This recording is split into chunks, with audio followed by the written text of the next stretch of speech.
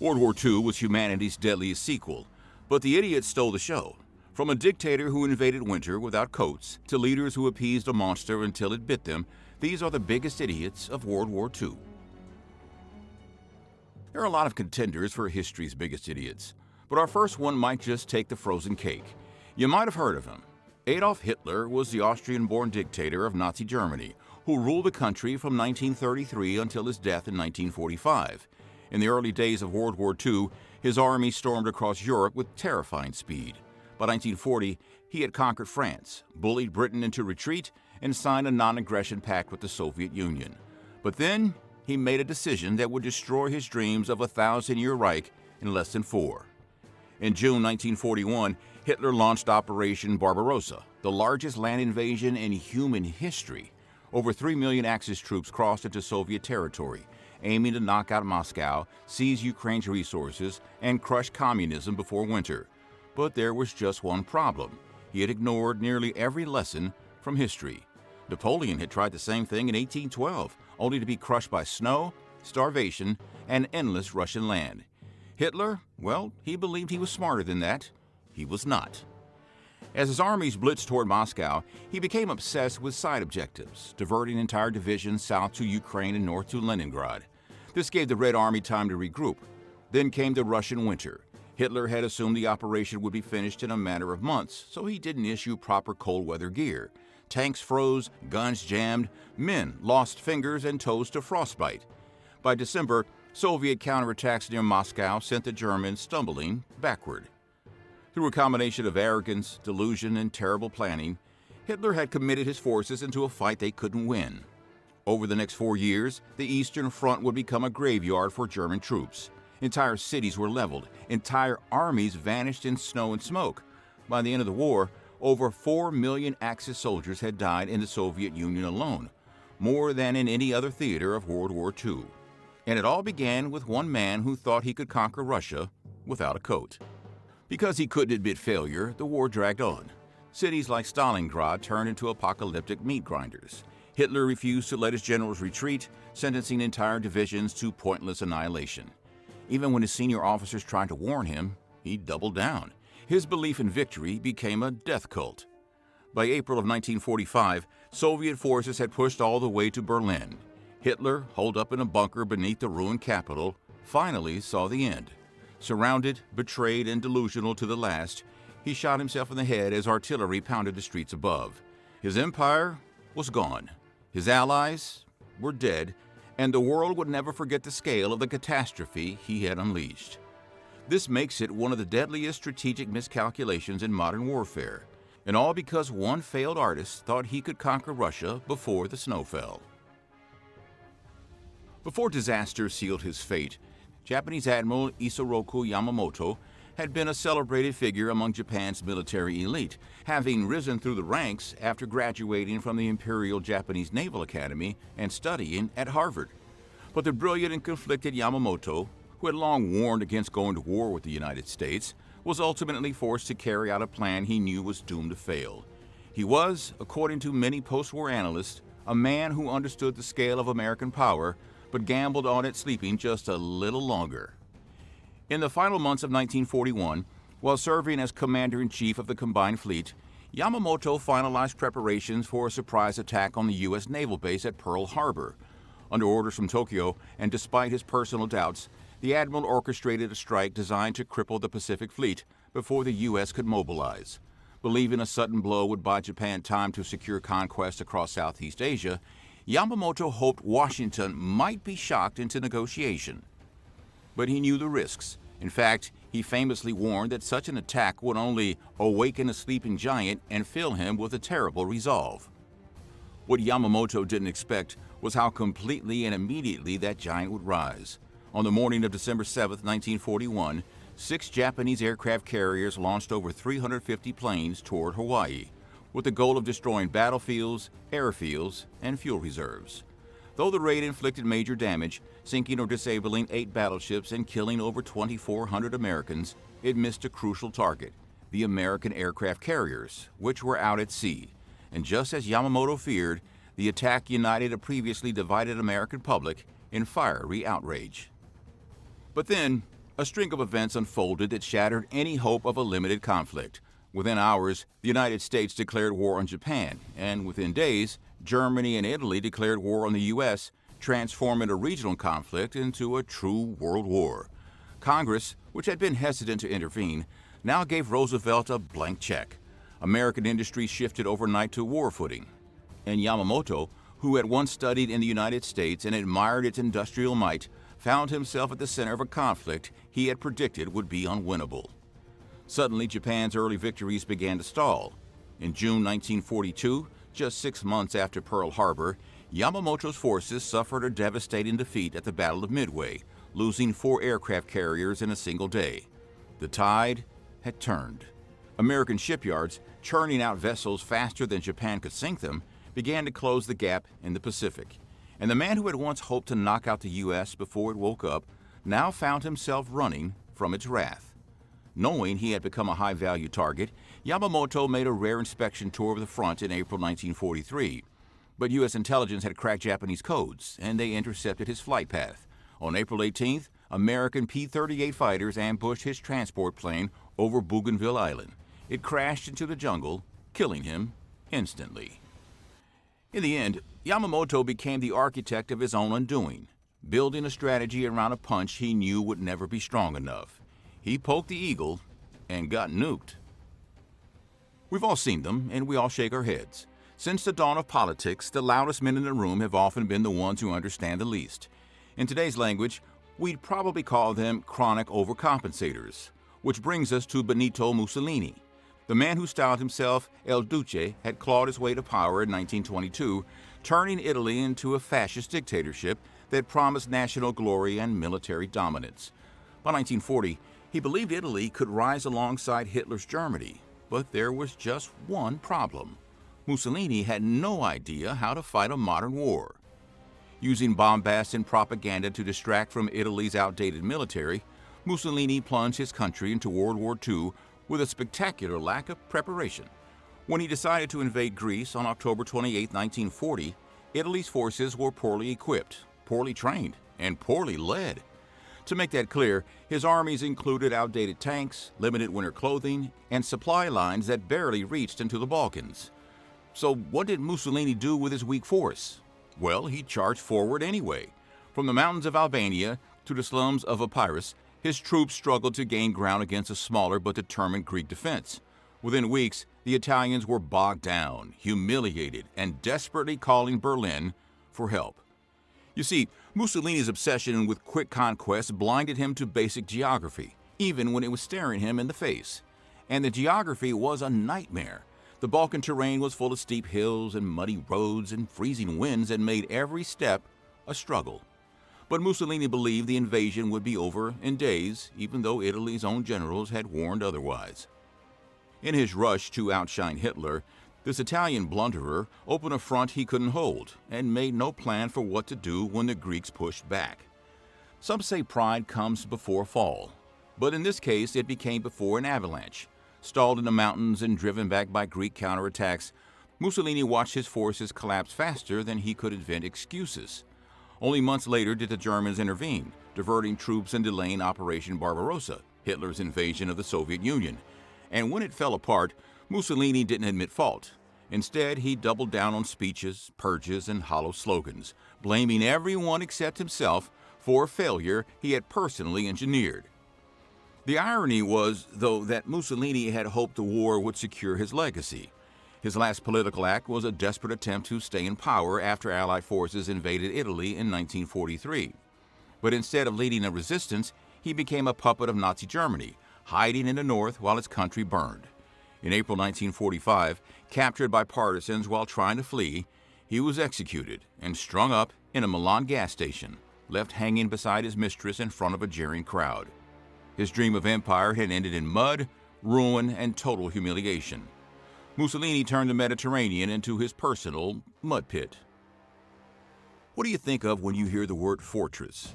If the image that comes to mind is a towering concrete bunker lined with steel gun turrets and deep subterranean tunnels, then you're not far off. In the decade following World War I, French military planners designed exactly that, an elaborate, high-tech defensive line meant to stop Germany from ever marching west again. Stretching from Switzerland to Luxembourg, this massive system of fortifications was named after André Maginot, the French Minister of War who had pushed the project forward. It was built to withstand artillery, survive bombings, and funnel enemy troops into carefully planned killing zones. Overall, it cost billions of francs and took over a decade to complete. But it wasn't just a wall. It was a symbol of national pride, modern engineering, and a belief that France would never be caught off guard again. With this in mind, the way the Germans bypassed the entire thing makes the whole project look completely insane. This was a crowning achievement of interwar French defense strategy, and they left a giant hole in it. The Maginot Line ended at the Ardennes Forest, a rugged region between Belgium and Luxembourg that French generals considered too thick, too steep, and too slow for armored divisions to pass through. Instead of covering this area, they left it thinly defended, betting that tanks would get stuck or lost. But in May 1940, Hitler's army sent 7 panzer divisions directly through it, shattering that illusion in 4 days flat. The French High Command was caught totally off guard, but instead of adjusting to the speed of the German assault, they stuck to a static defense plan. Their belief in the Maginot Line was so strong that they funneled resources away from mobile units and aerial reconnaissance. As German forces rolled around their billion-franc barrier, French generals scrambled to reroute infantry divisions that were never trained or equipped for a fast-moving fight. It was at this point that the failure of imagination became a national catastrophe. Instead of adapting, the French military clung to the fantasy that the line would hold long enough for reserves to arrive. The old saying goes that generals always fight the last war, and in this case, it buried an entire country. What followed was the rapid collapse of France in just 6 weeks, a nation with one of the largest armies in Europe falling before most of its forces had even seen real combat. To give a sense of scale, over 2 million French soldiers were taken prisoner, and German troops marched down the Champs-Élysées without a single major battle inside French territory. The bunkers of the Maginot Line, once praised as impenetrable, were left behind and surrounded, completely irrelevant to the outcome of the campaign. When the German commanders finally toured the fortifications, they found them intact but abandoned, sealed off from the future by their own design. In the end, and to the embarrassment of the planners, most of the fortresses were surrendered without firing a shot. In total, their strategic miscalculation didn't just help lose the Battle of France, it prolonged the German occupation by 4 brutal years, and that's the generous interpretation. For our next World War II dummy, let's head to the skies over Europe. It was the summer of 1940, and Reichsmarschall Hermann Goring stood at the helm of the Luftwaffe, Germany's air force, which had just helped conquer France in 6 short weeks. From the Channel coast, he now turned his gaze toward Britain. Hitler had hoped to invade the island with Operation Sea Lion, but that plan couldn't proceed unless the air force was destroyed first. And Goring, he promised to wipe them out of the sky. Of course, being the Nazi regime's designated air marshal, Goring had enormous resources at his disposal. Backed by hundreds of Messerschmitt fighters and Heinkel bombers, the Luftwaffe outnumbered the RAF and had already proven its effectiveness across Europe. The plan was simple: crush Britain's airfields, command centers, and radar stations. With the skies cleared, the way would be open for invasion. At first, things went according to schedule. Luftwaffe squadrons pounded southern England with wave after wave of bombing raids. Fighter command was strained, aircraft production was stretched, and British morale teetered. In fact, it was going so well that Goring decided to change the strategy entirely. Instead of continuing the pressure on airfields, he redirected the bombers toward London. The idea was to retaliate for a British raid on Berlin and to break the spirit of the civilian population. The key phrase here is "instead of continuing," because just as the RAF was beginning to break, Goring let them breathe. The first raids on London caused chaos. Fires lit up the skyline, civilians fled into subway tunnels, and buildings collapsed across the capital. Everything looked like it was escalated into a decisive blow. And then Goring entered the scene with a brilliant idea. He had been entrusted with maintaining pressure on Britain's ability to defend itself. You can imagine the British relief when they realized the Luftwaffe had suddenly stopped attacking their air bases and radar installations. Goring, in his infinite arrogance, had turned a military campaign into a terror spectacle. Confusion spread through the German High Command. They only had a narrow window to keep the RAF grounded, but instead they started hitting symbolic targets. At first, German propaganda claimed London would be reduced to ashes, but night raids proved less accurate than anticipated. Then they followed up with even bigger raids, hoping for a knockout punch. But the RAF had recovered, and by this point, enough time had passed for Britain to rotate pilots, repair airfields, and strengthen its defenses.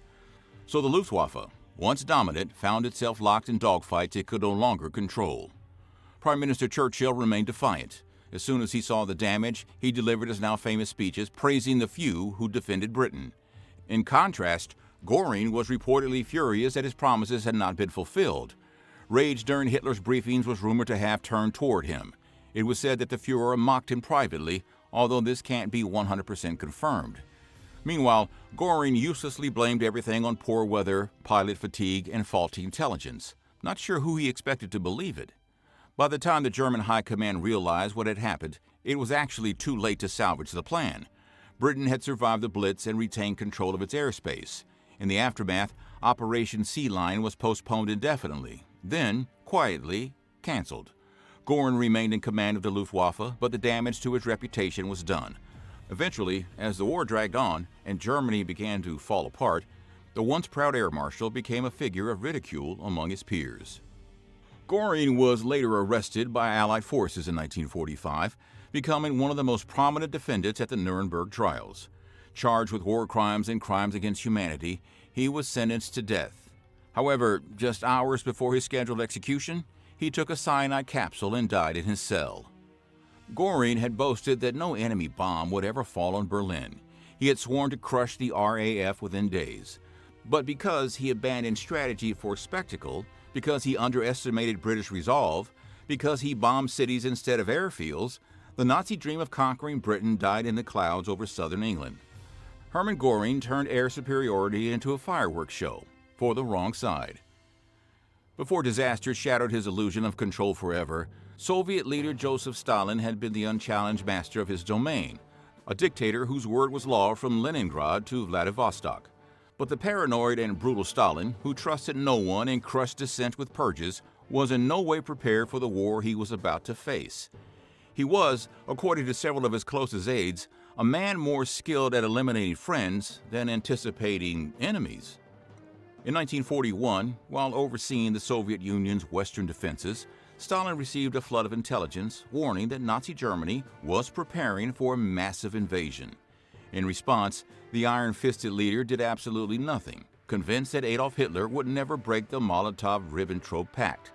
Believing the reports to be disinformation from Western provocateurs, Stalin did not alert his generals, mobilize his reserves, or evacuate key border regions, almost as if the whole thing were some diplomatic misunderstanding. What Stalin didn't realize was that he was blindly ignoring the most credible sources he had, including Ricard Sorga, a Soviet spy operated in Tokyo, who had accurately reported the date and scale of the invasion. Having grown accustomed to purging any officer who showed too much initiative, he knew that the terrified Soviet command would wait for orders, even if none came. And when June 22nd finally arrived, they were still waiting. But then the German Wehrmacht surged across the border with a force that put every previous warning into terrifying perspective. Stalin had been told again and again that this day would come, and yet the Red Army was still lined up like parade targets. Accompanied by over 3 million Axis troops, German panzers rolled through Soviet lines, while the Luftwaffe wiped out over 1,000 Soviet aircraft in a single day, most of them still on the ground. Suddenly, Stalin's carefully maintained silence gave way to chaos, and all at once the Soviet Western Front began to disintegrate. At the same time, orders from Moscow remained vague or non-existent, paralyzing local commanders who had already seen their predecessors shot for taking initiative. Then the German spearheads encircled entire Soviet armies, trapping hundreds of thousands of troops in a matter of weeks. The Red Army managed to mount a few desperate counterattacks, but as the weeks passed, their lines crumbled and Soviet cities began to fall like dominoes.